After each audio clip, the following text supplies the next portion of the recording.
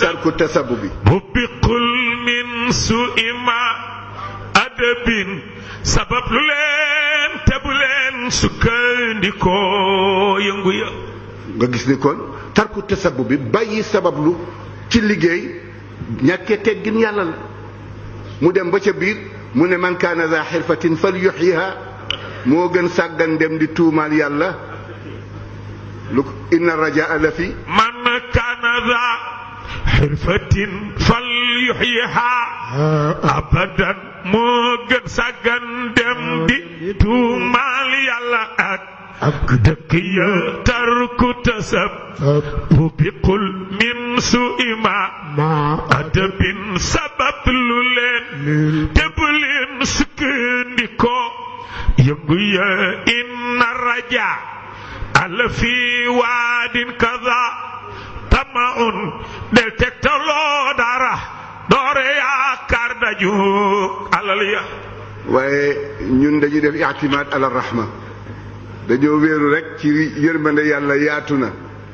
koo wax mun la doo yàlla yërmande yàlla yaatu na waaye yàlla am na ku mu féete inna rahmati wasi'at kulla shay fa sa'aktubuha lilladina yattaqun kon yàlla cité na yi ñi moom yërmande ci moom kon ñun ñëpp ñu war a jàpp bu baax a baax Sëriñ Babacar bàyyi fu boobu turaas mu ne inna rajaa la fi waadin kaza tamaun deel tegtaloo dara soog a yaakaar dajug alal ya rabbana atina ma wa'adtana ala rusulika wala tuxsina yawma alqiyama innaka la tuxliful mi'aada lu yàlla tontu fastajaaba lahum rabbuhum anni la udii'u amala aamil tàllal loxo yàlla ni man kat ki ma mën a jëflanteel mooy kii sabab lu ba pare soog may tàllal loxo waaye toog naan yàlla sëñ Babacar nee na yàlla du la fa fekk moo tax mu dem ba ca biir daru shikaayata yaa qawmi bila amali daru shikaayata yaa qawmi bila loxo ci bay daru shikaayata yaa qawmi bila amali daru shikaayata yaa qawmi bila amalin te bokk nu def sunuy ñaan ci mbir yi muy sabab ya nu sallimul amra lil mawla al karim naan loolooy njariñ lu dul moom muy coono ak fitna ya. mu ngoog bàyyi leen njàmbat li te liggéeyi maa ngi dégg keroog muy wax loolu wax ji bari na nañ noppi te liggéeyi maa ngi dégg loolu ci waxtaanam kon mag ñi seen œuvre yi ñu fi bàyyi yépp buñ ci doon dellu di ci sukkandiku kenn du am jotu toog da ngay dem liggéeyi bu julli jote nga ñëw julli dem sa kër añu noppalu gontaat liggéeyi waaye xëy rek toog ci buntu jàkk di wax ba tisbaar jot.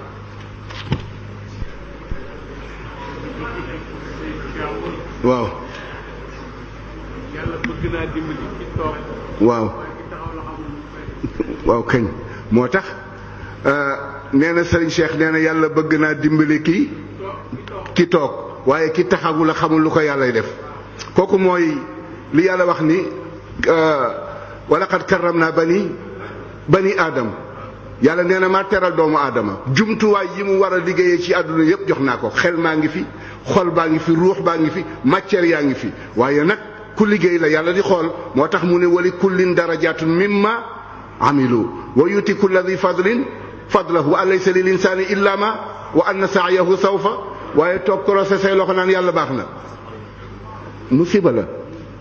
kon bu ñu sukkandiku woon ci bind mag ñi te moom li mu wax daf ko def liggéey na ba sonn daf daan liggéey ci lépp moom Serigne Babacar Sy radiyallahu taala anhu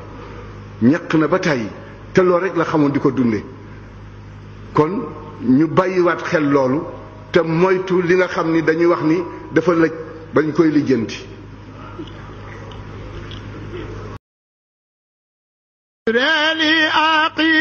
هذا الورد سالكي من ناله نال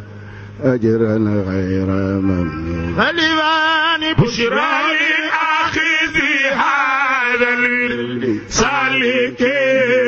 من ناله نال أجرا غير ممنون بشرى لآخذ هذا الورد سالكيه من نال أجرا غير ممنون. خلفان بشرى لأخي هذا الورد سالكي من نال أجرا غير ممنون.